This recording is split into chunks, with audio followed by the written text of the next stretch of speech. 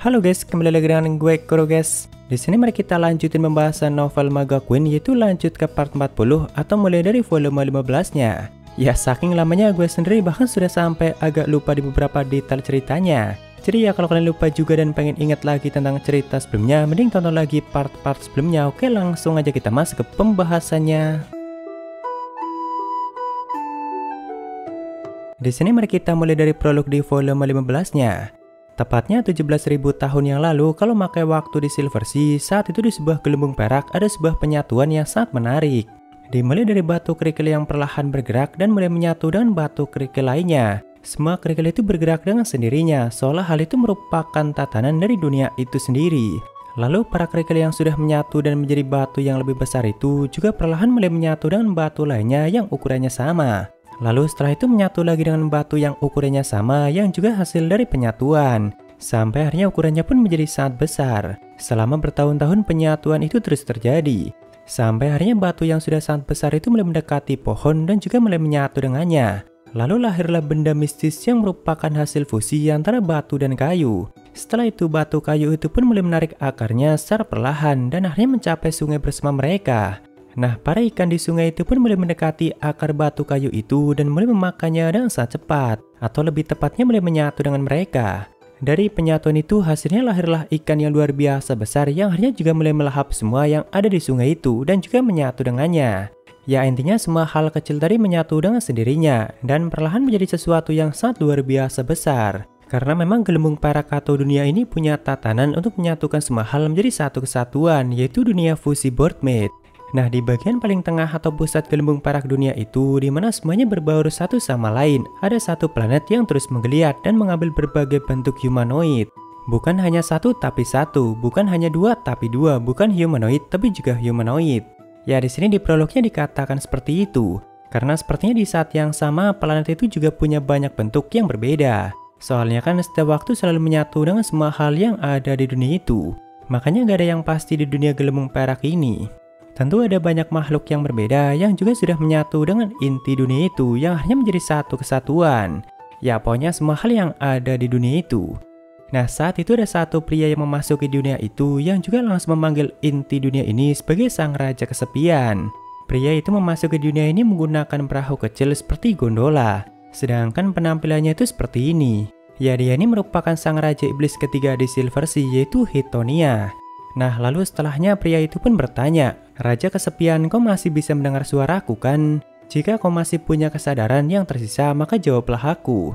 Setelah mendengar kata-kata itu, dunia gelembung perak ini pun mulai berguncang. Sedangkan planet yang sebelumnya tak berbentuk mulai berubah menjadi wujud humanoid. Lalu setelah itu untuk menanggapi kata-kata Hit, sang raja kesepian ini pun balik bertanya, "Apa yang kau inginkan Hit?" Nah di sini Hit ini memanggil sang raja kesepian itu dengan nama Markus. Lalu Hit pun berkata, "Jadi akhirnya kau sudah menyatu dengan dewa tertinggi dunia ini, sangat mengesankan. Saat ini aku sudah menjadi raja iblis ketiga dan hanya tinggal satu langkah lagi maka aku akan melampaui semua raja iblis lainnya. Lalu menjadi penerus dari sang raja iblis agung yaitu Zinnia Silverhelt." Cuma kan si Markus yang mendengar semua itu malah memberikan reaksi yang sangat biasa saja. Lalu si Hit pun berkata lagi, "Ayolah Markus, saat ini posisi penasihat militerku sedang kosong. Jadi mari kita penuhi sumpah yang pernah kita ucapkan saat masih kecil, yaitu menjadi penguasa Silversea." Sedangkan si Markus pun menjelaskan kalau saat ini aku bukan lagi temanmu yaitu Markus. Aku bahkan sudah tidak tahu lagi siapa diriku. Karena kan dia itu sudah menyatu dengan semua hal yang ada di dunia itu. Bahkan hati dan kesadarannya aja sudah bercampur dengan semua hati dan kesadaran yang ada di dunia itu. Jadi sang raja kesepian ini bahkan sudah nggak tahu lagi kesadaran yang dia punya saat ini milik siapa. Walaupun setelah mendengar itu, Hitnya masih aja kekeh untuk mengajak Markus. Dia bahkan menyuruh Markus untuk menyerap semua itu dan mending jadikan semua itu miliknya. Cuma kan si Markus yang merasa dirinya sudah bukan Markus lagi malah menyuruh Hit untuk mending ambil saja Markusnya dan pisahkan dari dunia fusi ini. Karena kan harusnya si raja iblis ketiga ini sangat mampu melakukan itu. Soalnya katanya yang dia butuhkan itu kan si Markusnya, yaitu orang yang sangat dia kenal yang juga dijuluki sebagai sang raja kesepian. Bukan Markus yang sudah mengalami penyatuan. Nah cuma kan si Hit ini gak mau melakukan itu. Karena untuk melakukannya dia itu harus mengeluarkan atau memisahkan Markus, lalu menjadikannya sebagai penghuni dunia lain. Dan bagi Hit hal itu sangat bertentangan dengan hukum Silversea. Makanya dia itu gak akan mau melakukannya. Ya si Raja Iblis ketiga ini merupakan orang yang sangat keras kepala banget cuy. kalau soal mematuhi aturan dan hukum Silversea. Makanya walaupun mampu, dia itu tetap aja nggak mau melakukannya. Nah, karena di sini Heath tetap aja maksa untuk mengajak Marcus yang sudah menyatu untuk menjadi bawahannya, akhirnya Marcus pun menyuruhnya untuk pergi. Dan juga bolak-balik mengatakan kalau aku bukan lagi Marcus yang kau kenal. Dan kalaupun aku memang Marcus, maka saat ini aku sudah memutus hubungan denganmu. Awalnya setelah itu si Heath ini sempat mencengkeram pundak Marcus dan juga sambil menunjukkan mata iblisnya dari balik topeng burungnya itu. Karena kan si Marcusnya merasa kalau pembicaraan mereka ini sudah tidak ada gunanya lagi untuk dilanjutkan. Bahkan Marcus juga sempat mengatakan kalau begitu mending kau hancurkan aku dengan kekuatanmu itu.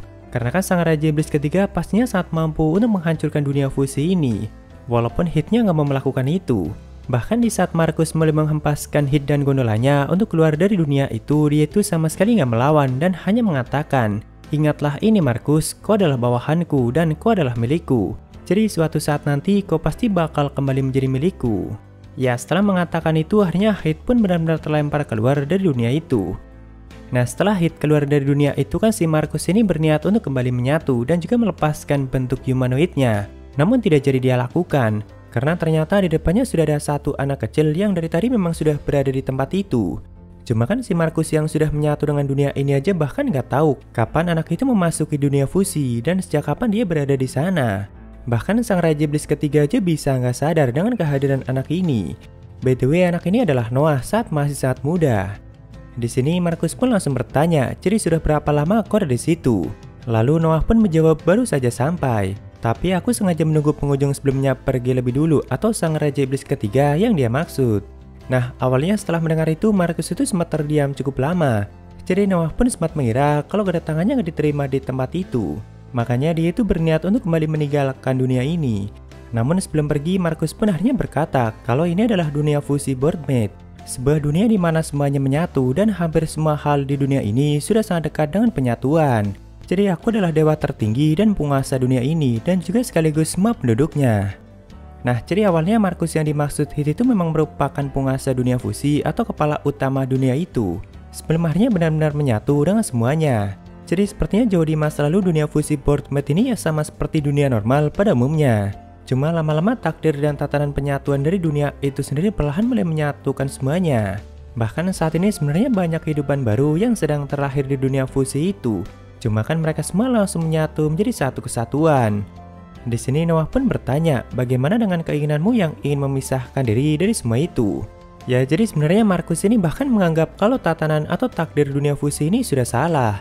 Padahal dia sendiri saat ini merupakan kepala dunia, dewa tertinggi, dan juga sekaligus semua penduduknya.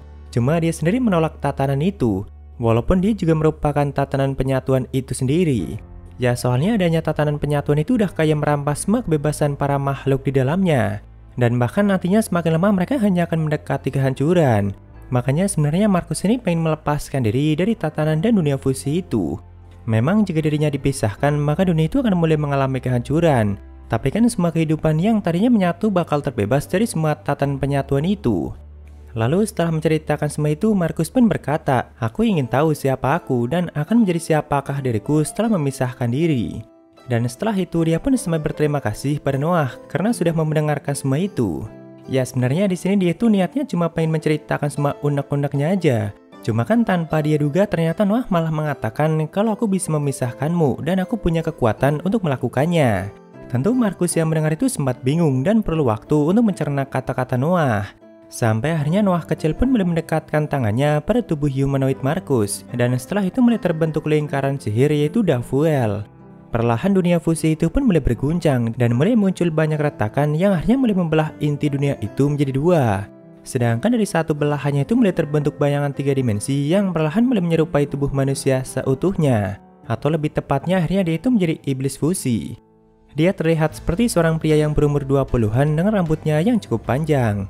Dan itulah hasil dari pemisahan yang baru saja dilakukan Noah. Jadi bahkan Noah itu nggak hanya memisahkan dia dari tatanan penyatuan dunia fusi itu, namun juga menghancurkan tatanan penyatuan itu sendiri. Dia ini yang nantinya bakal menjadi kepala pelayan Noah yaitu Ron Cruz. Walaupun ya kalau untuk saat ini Ron Cruz itu udah berada di dalam tubuh Anos.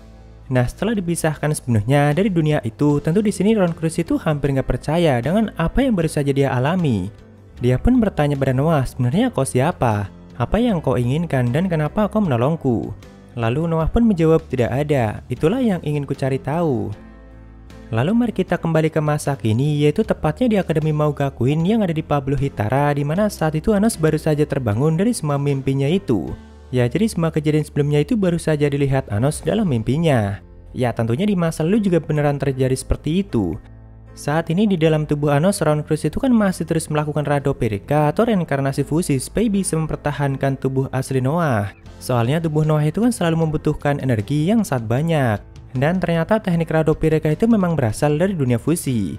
Makanya Anos pun berpikir, mungkin karena hal itulah makanya terkadang ingatan Ron Cruz itu sampai masuk ke dalam ingatanku. Dan akhirnya sampai memimpikan semua itu. Kurang lebih begitulah yang Anos simpulkan setelah melihat semua mimpi tentang masa lalu Noah itu. Tak lama kemudian, saat itu Sasa, Misa, dan juga Otoro pun datang ke kamar Anos setelah dipersilahkan untuk masuk.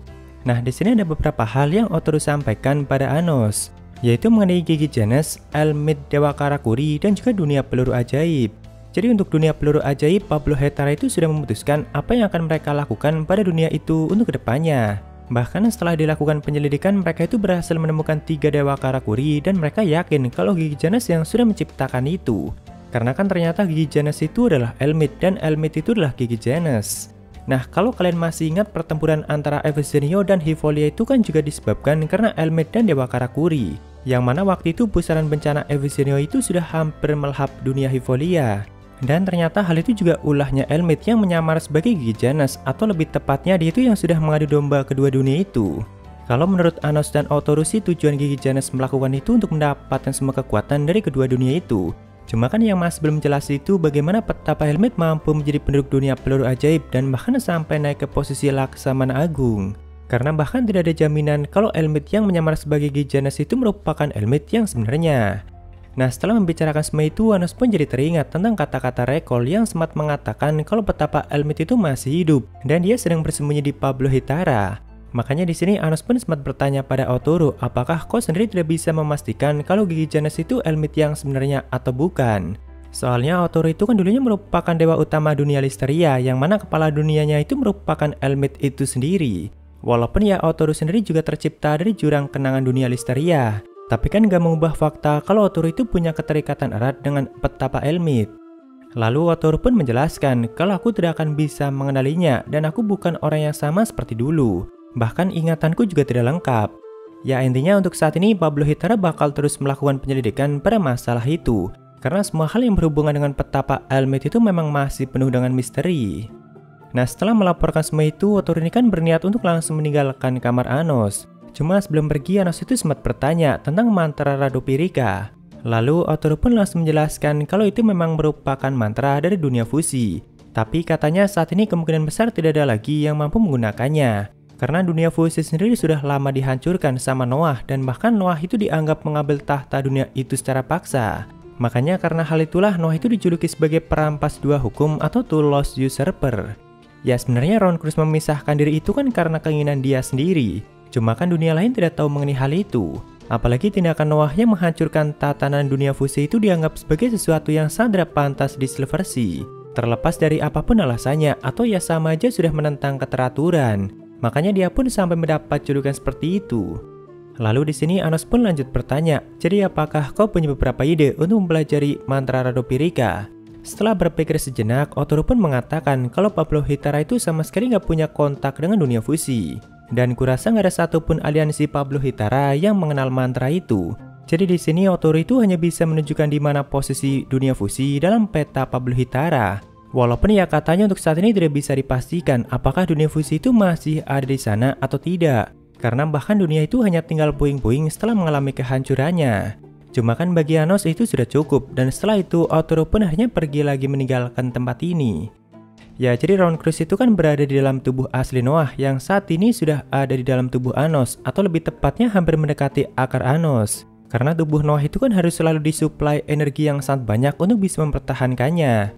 Makanya Anos itu sengaja membiarkan tubuh asli Noah yang sudah diubah menjadi pedang untuk selalu menyerap kekuatan Anos yang bocor. Tapi kan Ron Cruz yang di dalamnya juga harus selalu bertahan supaya nggak sampai terhisap atau dihancurkan sama akar Anos sendiri. Soalnya kan seperti yang kita tahu kalau di dalam akar Anos itu luar biasa kacau. Makanya Ron Cruz itu berusaha menggunakan Radopirica supaya bisa beradaptasi dengan semua keadaan itu. Ya intinya supaya nggak sampai dihancurkan sama akar Anos sendiri. Cuma masalahnya proses Radopirica yang dilakukan Ron Cruz itu ternyata sangat lambat, dan bahkan Anos saja nggak tahu butuh berapa lama lagi supaya Radopirica itu bisa kelar. Takutnya kan sebelum kelar Ron Cruznya malah keburu dihancurkan lebih dulu sama akar Anos. Makanya untuk mencegah hal itu, Anos ini berusaha mencari tahu tentang mantra Radopirica itu. Jadi kalaupun Ron Cruznya nggak berhasil melakukannya dari dalam, maka Anos bakal membantunya dari luar. Ya jadi setelah itu Anos, Sasha, dan Misa ini berniat untuk mengunjungi dunia fusi. Siapa tahu kan di sana mereka bakal menemukan petunjuk baru. Tapi sebelum itu mereka bakal melintasi dunia Hivolia dulu untuk mengambil kapal Noah yaitu Lonelia yang nantinya bakal mereka gunakan untuk menuju dunia fusi. Cuma kita lanjutkan di part selanjutnya guys. Ya jadi mungkin segitu aja untuk pembahasan kali ini, dan jika ada kesalahan gue minta maaf atau kalian bisa koreksi aja di bawah. Thank you udah mampir, sampai ketemu di video lainnya. Salam kru guys.